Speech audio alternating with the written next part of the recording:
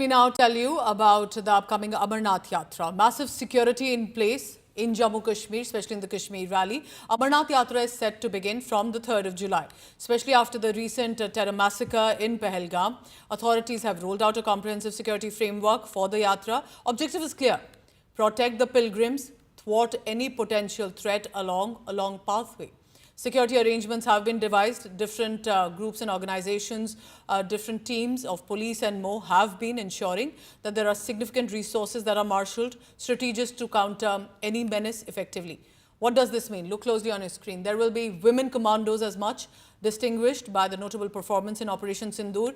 They are part of the security detail as well, but of course other teams that have been deployed too. Now the key will be to deploy marksman bulletproof vehicles accompanying the pilgrims throughout their journey. So there are official convoys on NH44. That will be the artery, that will be the focus for the security agencies. Bomb disposal squads, K9 units along the pilgrimage paths. This is about the resilience as much of Indian nation that the pilgrimage must continue. It must not halt in the backdrop of the terror carnage, but it will be a huge security challenge as well. My colleague Jitendra Bahadur is on the ground.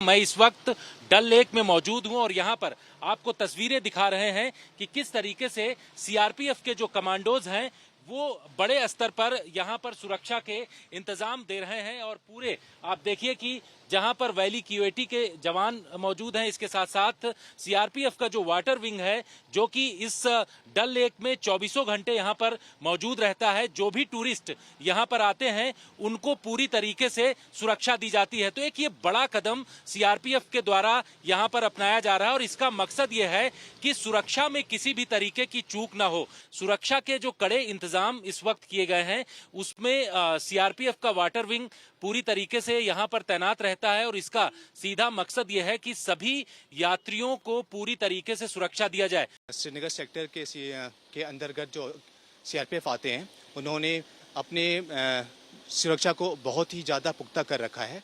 नाकाज में, उसके बाद रास्ते में जो आरोपी लगाते हैं उनको हमने मजबूत कर रखा है।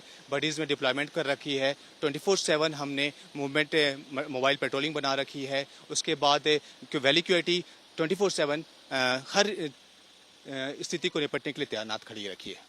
अमरनाथ यात्रा रूट पर सुरक्षा में किसी भी तरीके की इस बार चूक न हो, इसके लिए अलग अलग स्थानों पर ऐसे बुलेट प्रूफ व्हीकल उन यात्रियों के कॉन्वॉय में लगाए जा रहे हैं जिनका इस्तेमाल दोनों रूट पर किया जाएगा, चाहे वो बालटाल रूट हो या फिर पहलगाम।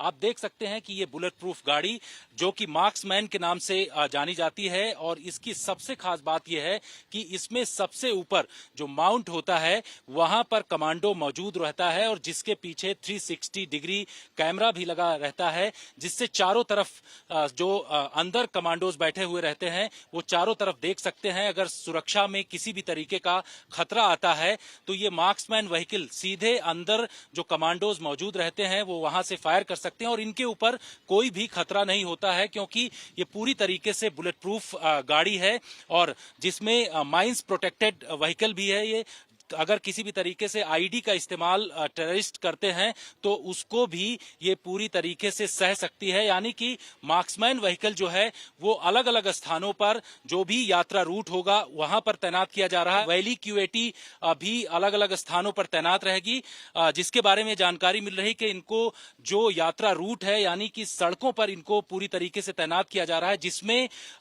जो अमरनाथ यात्री हैं वो अगर इस रूट से निकलते हैं तो उनको किसी भी तरीके की दिक्कत ना हो, ऐसी तैयारी इस बार चाक चौबंद की गई है जिससे कोई परिंदा भी पर न मार पाए और इसलिए इस तरीके की व्यवस्था की गई। Also an advisory by IG Jammu to only travel with the official convoys, not independent travel. Wishing all the very best to our security agencies to ensure a smooth and safe travel for our Amarnath Yatra pilgrims.